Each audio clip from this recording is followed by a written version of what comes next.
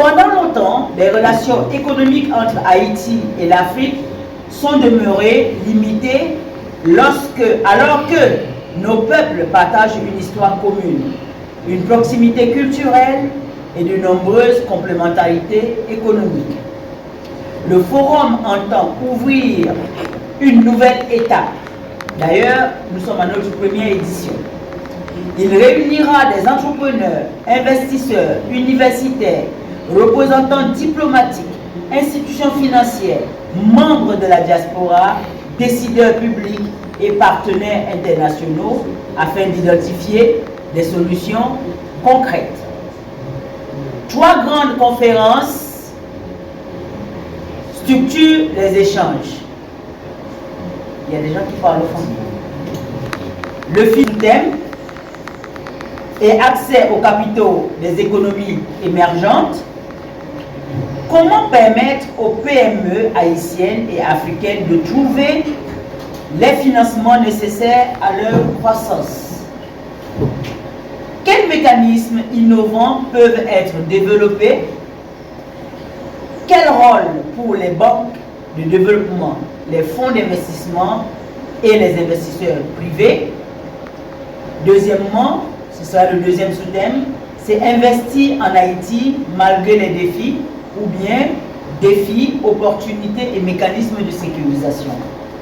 Au-delà des difficultés structurelles actuelles du pays, Haïti possède un potentiel considérable dans plusieurs secteurs. Notre culture, dans plusieurs secteurs, de coopération.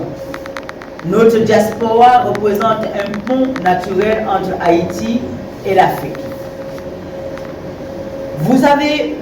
Nous avons volontairement omis de citer les secteurs dans lesquels Haïti possède du potentiel, mais tout de suite nous allons vous donner la programmation qui a été faite autour de ces thèmes.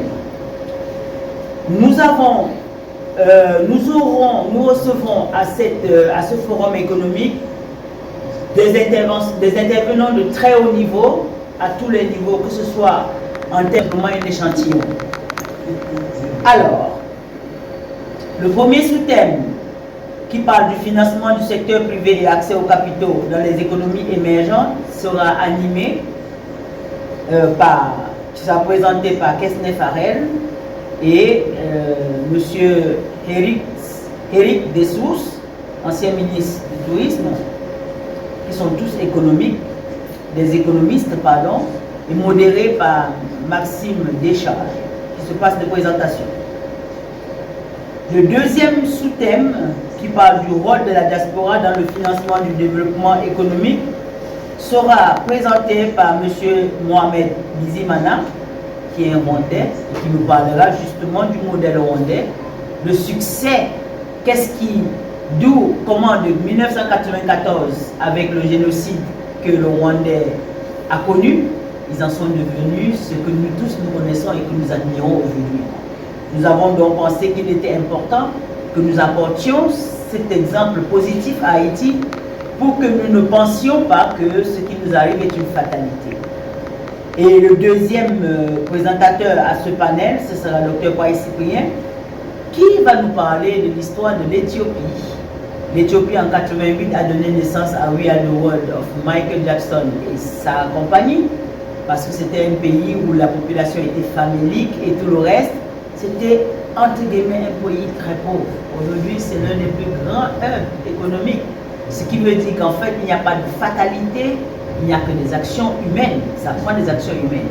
Et ce qui est important de dire dans l'histoire justement de l'Éthiopie, c'est que l'Éthiopie a non seulement battu l'Italie, c'est le seul pays d'Afrique qui n'a été ni sous esclavage, ni colonisé, mais sous le roi Ménélique, il avait pour conseiller un haïtien. Autour de Bois-Caillou.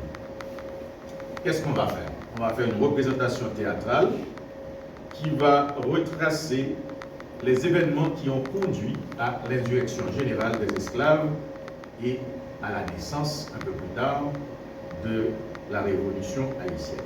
Ça va se dérouler au Caribbean Convention Center, à la Grande Salle, de 16h à 18h, c'est-à-dire de 4h de l'après-midi à 6h du soir.